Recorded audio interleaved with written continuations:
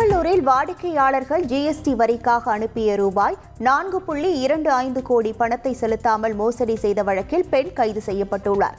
திருவள்ளூர் அருகே வேப்பப்பட்டு பகுதியைச் சேர்ந்த கணக்கு தணிக்கையாளர் மோகன் பாபு முருகன் என்பவர் பணிபுரிந்து வந்தார். மோகன் பாபு தனது ஜிஎஸ்டி கடவு சொல்லை உதவியாளர் முருகனிடம் தெரிவித்திருந்தார்.